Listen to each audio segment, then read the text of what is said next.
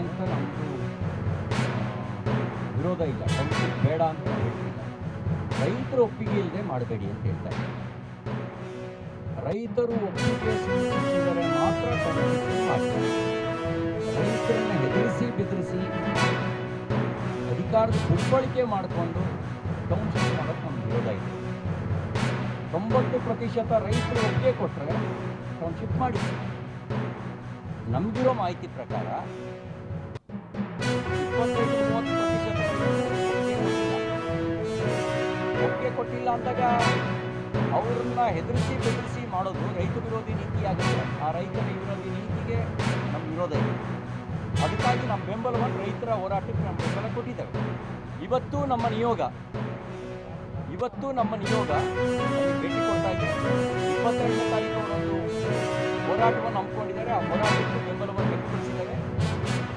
ಯಾವಾಗಲೂ ದಂಡನ ಏಕದಮ್ ತಗೊಳ್ಳಲ್ಲ, ಸಮಾಧಾನ ಭೇದದ ನಂತರ ದಂಡ. ಈಗ ನಾವು ಏಕದಮ್ಮು ನಾವೇ ಹೋರಾಟಕ್ಕಿದ್ರೆ ರಾಜಕೀಯ ಪ್ರೇರಿತ ಅಂತೇಳಿ ಅವರು ಆಪಾದನೆ ಮಾಡುವ ಅಪಾಯ ಇದೆ ಅಂತ ರೈತರು ಹೋರಾಟಕ್ಕೆ ಬೆಂಬಲ ಕೊಟ್ಟಿದ್ದಾರೆ. ರೈತರನ್ನು ಇವರು ಅಧಿಕಾರದ ದುರ್ಬಳಕೆ ಮಾಡಿಕೊಂಡು ಗಮನಿಸುವ ಪ್ರಯತ್ನ ಮಾಡಿದ್ರೆ ನೇರವಾಗಿ ರೈತರ ಜೊತೆಗೆ ನಾವು ನಿಂತ್ಕೊಳ್ತೇವೆ. ನೋಟಿಫಿಕೇಶನ್ ಮಾಡಿದ್ದಾರೆ, ಒಪ್ಪಿಗೆ ಕೊಟ್ಟಿಲ್ಲ, ಅವರು ಚಳವಳಿ ಮಾಡ್ತಾ ಇದ್ದಾರೆ. ನಮ್ಮ ಇವತ್ತೊಂದು ಡೆಲಿಗೇಷನ್ ಹೋಗಿದೆ. 25ನೇ ತಾರೀಕು ಹೋರಾಟಕ್ಕೆ ನಾವು ಬೆಂಬಲ ವ್ಯಕ್ತಪಡಿಸ್ತಾ ಇದ್ವಿ. ಮತ್ತು ವಿಧಾನಸಭೆ ಮತ್ತು ವಿಧಾನ ಪರಿಷತ್ನಲ್ಲೂ ಕೂಡ ನಾವು ಧ್ವನಿಗೆತ್ತೇವೆ. ನೋಡಿ, ನಾವು ಭಾಳ ಸ್ಪಷ್ಟ ಇದ್ದೀವಿ. ನೋಟಿಫಿಕೇಶನ್ ರೈತರನ್ನು ವಿರೋಧ ಮಾಡಿಕೊಂಡು ಕಾರಣಕ್ಕೆ ನೋಟಿಫಿಕೇಶನ್ ಮಾಡಿದರೆ ರೈತರು ಒಪ್ಪಿಗೆ ಸೂಚಿಸಿದ್ರೆ ಎಕ್ಸಿಕ್ಯೂಟ್ ಮಾಡಿ, ರೈತರನ್ನು ಒಪ್ಪಿಸಿ ಅನುಷ್ಠಾನಗೊಳಿಸಿ. ರೈತರ ವಿರೋಧದ ಮೇಲೆ ಅವ್ರ ಸಮಾಧಿ ಮೇಲೆ ನೀವು ಟೌನ್ಶಿಪ್ ಮಾಡಿ ಅಂತ ಯಾರು ಹೇಳಿಲ್ಲ.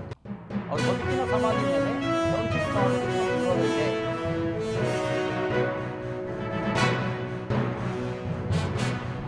ಕ್ಷೇತ್ರ ಶಾಸಕರು ಹಾಗೂ ಮಂತ್ರಿಗಳಾದ ಶ್ರೀ ಸಗೀರ್ ಅಹಮದ್ರವರ ಮನೆ ಮುಂದೆ ಕರ್ನಾಟಕ ರಾಜ್ಯ ರೈತ ಸಂಘ ಎಲ್ಲ ನಮ್ಮ ಜಿಲ್ಲೆಯ ಎಲ್ಲ ಪ್ರಮುಖ ನಾಯಕರು ಕೂಡ ಹೋರಾಟದಲ್ಲಿ ಭಾಗಿಯಾಗಿದ್ದರು.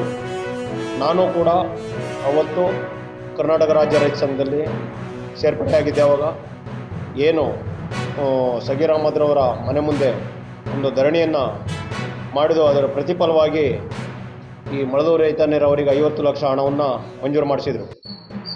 ಅದರಲ್ಲಿ ಜಾಕ್ವೆಲ್ಲು, ಇಂಟಕ್ವೆಲ್ಲು, ರೈಸಿಂಗ್ ಮೆನ್, ಪಂಪ್ ಹೌಸ್ ಕಾಮಗಾರಿ ಜೊತೆಗೆ ಬೀರಂಜಿ ಹಾಳದಿಂದ ಕಂಬಿಹಳ್ಳಿಯವರಿಗೆ ಒಂದು ಪೈಪ್ಲೈನ್ ಅಳವಡಿಕೆ ಕಾರ್ಯಮುಕ್ತವಾಯಿತು 4 ಕಾಮಗಾರಿ ಮಾಡುವ ಸಂದರ್ಭದಲ್ಲಿ. ಅದೇ ರೀತಿ ರೈತರಿಗೆ ನೇರ ಖರೀದಿ ಯೋಜನೆಯಡಿ ಕೆಲವು ರೈತರು ಜಮೀನನ್ನು ಕೂಡ ಬಿಟ್ಟುಕೊಟ್ಟು ಸಹಕರಿಸಿದರು.